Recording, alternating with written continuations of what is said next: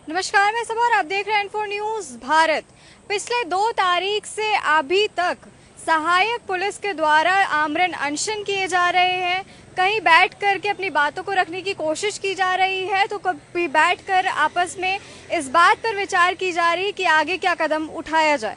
फिलहाल पूरा मामला आपको समझा दें। सहायक पुलिस के द्वारा ये 8 सूत्री मांगों को लेकर आग्रह किया जा रहा है कि उनकी मांगों को सुना जाए और जल्द से जल्द इस पर कार्रवाई की जाए। 8 सूत्री मांगों पर मांग करने की वजह यह है कि सहायक पुलिस के द्वारा वो सारे कर्तव्य और वो सारे काम किए जाते हैं जो एक नॉर्मल पुलिस अधिकारी करता है, लेकिन बावजूद उसके जो हक और जो वजूद एक नॉर्मल पुलिस अधिकारी का वो सहायक पुलिस को नहीं मिल पाती है। साथ ही जो वेतन है वो भी उसके मुकाबले कम है। तो उन सब चीज़ों को लेकर के इन्होंने 8 सूत्री मांगों को तैयार किया है और उन 8 सूत्री मांगों के पूर्ण होने को लेकर के ये लोग लगातार यहाँ बैठ करके मांग कर रहे हैं। लगभग राज्य भर से 22,000 सहायक पुलिस एकजुट है, 2200 पुलिस सहायक यहाँ पर एकजुट है और आज फिलहाल ये लोग बापू वाटिका में पहुंचे और आमरण अनशन के तौर पर बैठ करके अपनी मांगों को रख रहे हैं। सीधे जुड़ेंगे आपसे और जानेंगे कि पूरा मामला क्या है। सहायक पुलिस किलियों की नियुक्ति 2017 में हुई थी और 2024 तक एक 24 घंटा ड्यूटी और जो भी एक लॉ एंड ऑर्डर की जिम्मेवारी है उसको निभाने के बावजूद मात्र एक मुश्त 10,000 के मानदेय पर किसी तरह का अन्य और सुविधा जो होना चाहिए, एक पुलिसकर्मी जो अपना पुलिसिंग कार्य सक्षमता से कर सके, ये तमाम जो है उससे वंचित रखा गया है। तो इस विषय को लेकर सरकार से बार बार आवेदन के माध्यम से, मीडिया के माध्यम से हम लोगों ने पहुंचाई बात। इस दौरान नहीं सुनने पर 2020 और 2021 में हम लोग 2 बार आंदोलन भी किया। तो 2020 में माननीय मिथिलेश ठाकुर ये आश्वस्त किए कि आप लोगों का जो जायज़ मांग है उस 15 दिनों के अंदर पूरा किया जाएगा। तो 15 दिन का अंदर का प्रतीक्षा करते हुए 1 साल बीत गए, लेकिन एक भी बिंदु पर, एक भी समस्या पर गंभीरता से चिंतन मंथन नहीं हुआ, निदान नहीं हुआ। उस दुख से, उस तकलीफ से, तकलीफ से हम लोगों ने फिर पुनः 2021 में आंदोलन किया। तो 2021 में लगभग 37 से 39 दिन तक आंदोलन चले, समस्याएं रखी गई, लेकिन तत्कालीन मांडर विधायक बंधु तिर्की ने लिखित रूप से आश्वस्त किया कि आपका जो समस्या है 60 दिनों के अंदर जो जिनविन मांग है उसका पूरा कर दिया जाएगा, बाकी आप लोग अपना जिला में योगदान दीजिए। 60 दिन का उस समय भी अब 600 दिन से अधिक बीत गए और हमारा जो जायज़ जिनविन मांग है उस पर कोई सुध लेने वाला नहीं है, कोई समझने वाला नहीं है। तो उस दुख से आहत होकर पुनः हम लोगों ने एक बार इंकलाब का रास्ता अपनाया है, आंदोलन का रास्ता अपनाया है और सरकार से यही मांग है कि छत्तीसगढ़ में भी कांग्रेस की सरकार जब थी, बघेल साहब जब सीएम थे, उन्होंने वहाँ सहायक आरक्षकों को, यानी सहायक पुलिस से ही मिलता जुलता संगठन था, उसको छत्तीसगढ़ पुलिस में समायोजित कर दिया। लेकिन हमारे झारखंड सरकार में भी एक कांग्रेस घटक दल का हिस्सा है और यही कांग्रेस दोहरा नीति अपना रही है और केंद्र में ही अग्निवीर का जबरदस्त विरोध करती है कांग्रेस, खंडन करती है। लेकिन जहां सरकार है यहाँ सहायक पुलिसकर्मी भी एक तरह से अग्निवीर ही हैं और उनको सूद लेने वाला नहीं है, इसलिए दोहरा मापदंड नहीं चलेगा। उनको मेरी समस्याओं को सुनना होगा, चिंतन मंथन करके एक राजस्थायी समाधान करना होगा। इसलिए हम लोग बार बार सरकार से आह्वान कर रहे हैं। आज उसी का एक स्वरूप है कि बापू वाटिका के सानिध्य में, महात्मा गांधी के सानिध्य में हम लोग 1 दिवसीय अनशन का कार्यक्रम रखकर अपने आवाज़ों को सरकार तक मीडिया के माध्यम से, अन्य स्रोत के माध्यम से पहुंचाने का कार्य कर रहे हैं। यदि गांधी जी के प्रतिमा के सामने गांधीवादी नीति और नियत से सरकार बातों को संज्ञान में नहीं लेती है तो बहुत जल्द आपको भगत सिंह का स्वरूप भी दिखने को मिलेगा। इसलिए सरकार से विनम्र निवेदन है, आग्रह है कि अब सर से पानी ऊपर जा चुका है, अब हमारे दर्द को समझिए और यथाशीघ्र निदान कीजिए। आपको बता दें, पहले तो 2 तारीख से ये लोग इस तरह बैठे हुए हैं और अब जाकर के 6 दिन होने वाले हैं और 6 दिन पूर्ण होने वाले हैं। आपका क्या नाम हुआ? जी, मेरा नाम शांति कुमारी है और मैं जमशेदपुर जिला से हूँ। आज हम लोग अनशन के माध्यम से सरकार तक की आवाज़ पहुँचाना चाह रहे हैं कि जिस तरह से आज हम शांति प्रिय के माध्यम से यहाँ पे बैठे हैं अहिंसा के रूप पे, कल हो सकता है ये हिंसा का रूप ले लें। तो ये आवाज़ जो है हमारा जल्द से जल्द ये उपवास हमारा जल्द से जल्द सरकार के कान तक पहुँचे। यही हमारा सब सहायक साथी का ये आवाज़ है। और ये आज इस तरह से जिस तरह से अहिंसा का रूप लिया गया है, वो कल हिंसा का जो रूप लेगा वो किस रूप के ओर लेके जाएगा वो कोई नहीं जानता, और कहाँ तक लेके जाएगा वो भी नहीं जानते।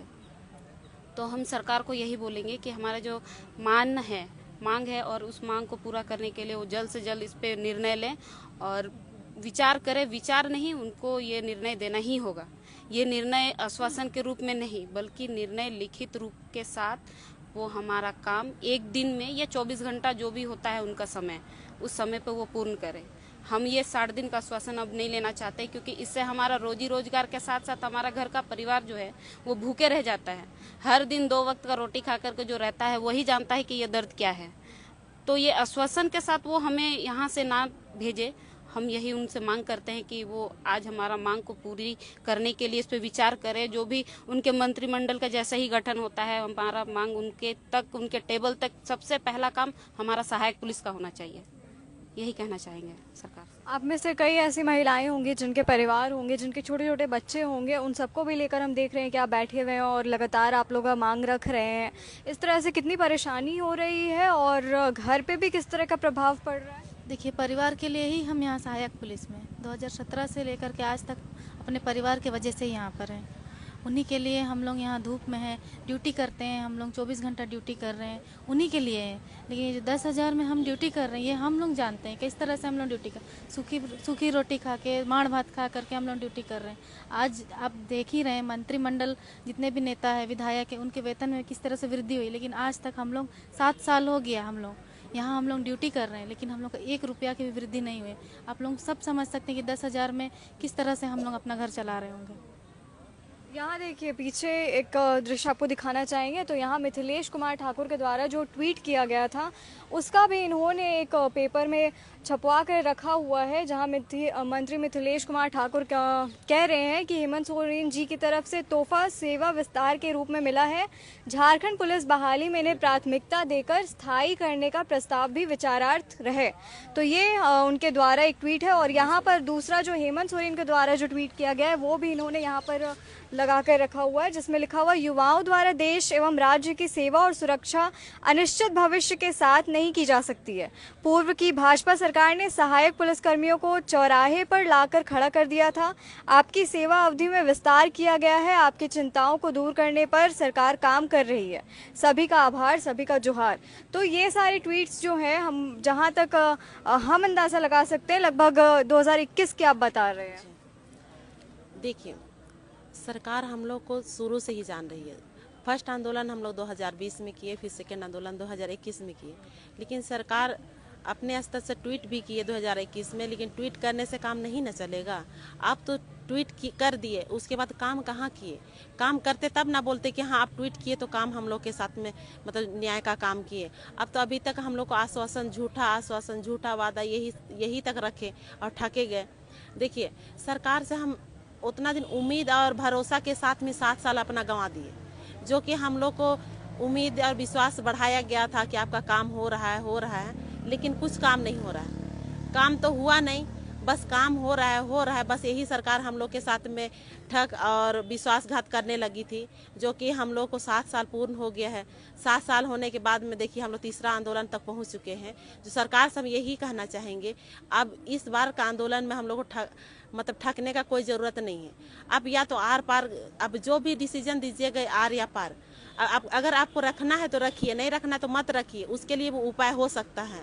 अगर आप रास्ता हम लोग को बना दिए तो बिगाड़ दिए, बना के फिर बिगाड़े, तो आप उस रास्ता पे हम लोग भी चलने जानते हैं कि सरकार हम लोग को किस मुद्दा पे बहाली की। जो नक्सल प्रभावित क्षेत्र के बच्चों को आप राह पर चलने के लिए आप एक अच्छा सुझाव समझकर एक 10,000 में ड्यूटी करवा कर पुलिस की वर्दी पहना कर जो इंसाफ हम लोग के साथ हुआ है, नाइंसाफी हुई है, तो उसको हम लोग चाहते हैं कि इंसाफ दीजिए। अगर वर्दी पहना है तो इंसाफ हम लोग को चाहिए। अगर देखिए, जिला बल के सभी जवान लोग वर्दी पहनते हैं और हम उन लोग से बराबर कंधा से कंधा मिलाकर ड्यूटी करते हैं। उसके बाद में आप किस एंगल से देते हैं 10,000? आप एक व्यक्ति को 40,000 देते हैं जिला बल को और हमको देते हैं 10,000, तो आप ही सोच सकते हैं। और सारे मंत्री जितने भी विधायक हो, हर किसी का वेतन वृद्धि से लेके सारा मानदेय बढ़ता है। तो अगर आप लोग इंसान है तो हम लोग क्या इंसान नहीं है जो कि हम लोग का मतलब कि हर जरूरत आगे नहीं बढ़ता है? ठीक है, मानते हैं पूर्ववर्ती सरकार जो कि बहाल की है, कुछ कुछ नियम गलत हुई। अब उस नियम को सुधारने के लिए आप सत्ता में बैठे हैं तो क्या कोई दूसरा आएगा सत्ता में बैठ के जो हम लोग का नियम बदलेगा? आप कहते हैं कि संविधान बदल सकता है, तो आप नियम बदलने के लिए क्या क्या सोचना चाहते हैं? आप क्या विचार करना चाहते हैं? आप यही जगह में अगर आपके बाल बच्चे रहते तो आप क्या करते? आप भी यही करते। तो कम से कम समझिए, झारखंड के बच्चों को समझिए। आप झारखंड के निवासी होने के बावजूद में भी झारखंड के बच्चों का दुख दर्द को समझने के लिए आप एग्री नहीं है। आप जब सत्ता में नहीं थे तो उस समय आप क्या क्या वादा किए? आप वादा किए, हर जगह जा जाके वादा किए, मेरी सरकार आएगी तो आपको ये होगा वो होगा। क्या आप अभी क्या कर रहे हैं? 5 साल हो गया, 7 साल हो गया, लेकिन आप कुछ नहीं किए। तो कम से कम सरकार से अभी भी समय है कि जो कि हम लोग आज अनशन कर रहे हैं, अभी तक हम लोग जो भी शांतिपूर्ण आंदोलन कर रहे हैं, लेकिन आप अगर हम लोग को मजबूर मत कीजिए। जो कि हमको सरकार के हम लोग खून पसीना बहाकर हम लोग इतना दूर तक पहुंच पाए हैं, तो हम लोग जो करना चाहे करेंगे। आप क्या चाहते हैं कि हम लोग के साथ में यही हो कि हम लोग पुलिस वर्दी लड़ाई कर ले? यही ना करना चाहते हैं आप? मतलब कि आप हम लोग को न्याय नहीं दीजिएगा और हम लोग के साथ लाठीचार्ज करे? ऐसा हम लोग होने नहीं देंगे। जो करना है कर लीजिए। सरकार अगर जो सुन रही है मीडिया के माध्यम से तो आप भी सुन लीजिए। हम लोग भी वर्दीधारी, हम लोग को भी समझ आती है कि वर्दीधारी किस तरह का 24 घंटा ड्यूटी करती है, जो कि 10,000 में ड्यूटी करते हैं हम लोग। 10,000 में जिस तरह ड्यूटी करते खून पसीना बहा कर, तो हम लोग उसी तरह हम लोग हक और अधिकार के लिए लड़ाई लड़ना भी जानते हैं। हम लोग सरकार से यही उम्मीद करेंगे। अभी तक उम्मीद पे ही डटे हुए हैं, जो कि अभी तक हम लोग को सरकार के तरफ से कोई विपक्ष का कोई नेता नहीं आया जो कि हम लोग को ना कोई सुझाव देगा हम लोग का दुख दर्द समझने के लिए। तो सरकार से अभी तक भी समय है, जितना जल्दी हो सके किसी के माध्यम से हम लोग का हर समस्या का समाधान कीजिए और जल्दी से कैबिनेट का बैठक कीजिए और हम लोग का पूरा मांग कीजिए। इसी के साथ आपको बता दें पहले तो कि कुछ महिलाएं ऐसे भी हैं जो अपने बच्चों को लेकर के यहाँ पर बैठी हुई हैं। और क्या नाम हुआ आपका? रीना रविदास। कहाँ से हैं? जमशेदपुर। तो आप अपनी बच्ची को लेकर बैठी हुई कितने साल की है? ये है 3.5 साल की।